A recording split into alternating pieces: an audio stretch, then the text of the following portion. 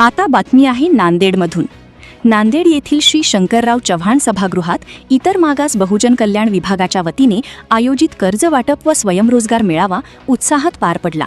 समाजातील तळागाळातील घटकांना, विशेषतः ओबीसी प्रवर्गातील तरुणांना आर्थिकदृष्ट्या सक्षम करण्यासाठी शासन विविध योजनांद्वारे भक्कम पाठबळ देत असल्याचे यावेळी अधोरेखित करण्यात आले।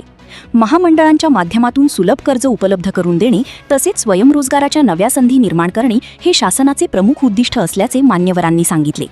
या मेळाव्यात प्रातिनिधिक स्वरूपात अनेक लाभार्थ्यांना कर्ज वाटप करण्यात आले, तसेच काही लाभार्थ्यांना वाहनांच्या चाव्यांचे वितरणही करण्यात आले। शैक्षणिक प्रगतीसाठीही शासनाकडून विविध उपक्रम राबविले जात असून दरवर्षी 75 विद्यार्थ्यांना सुमारे 60 लाख रुपयांपर्यंत परदेशी शिष्यवृत्ती दिली जाते।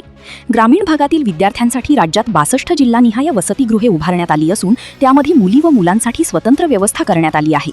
आधार योजनेद्वारे ओबीसी विद्यार्थ्यांच्या निवासाची सोयही करण्यात येत आहे। स्पर्धा परीक्षांसाठी तयारी करणाऱ्या विद्यार्थ्यांना प्रोत्साहन देण्यासाठी शासन कटिबद्ध असून VJNTच्या 900 आश्रमशाळांमधील निवडक 100 विद्यार्थ्यांना चाळणी परीक्षेद्वारे इस्रो सारख्या प्रतिष्ठित संस्थांना भेट देण्याची संधी उपलब्ध करून दिली जात आहे।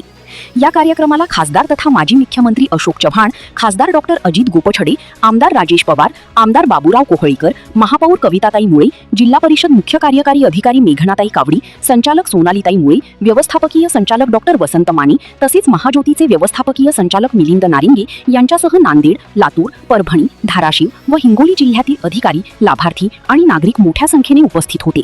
Bureau report, GK news, Nanded. तुम्ही पाहत आहात महाराष्ट्राच्या कुशीतलं GK न्यूज मराठी, सात जनतेची, भूमी महाराष्ट्राची।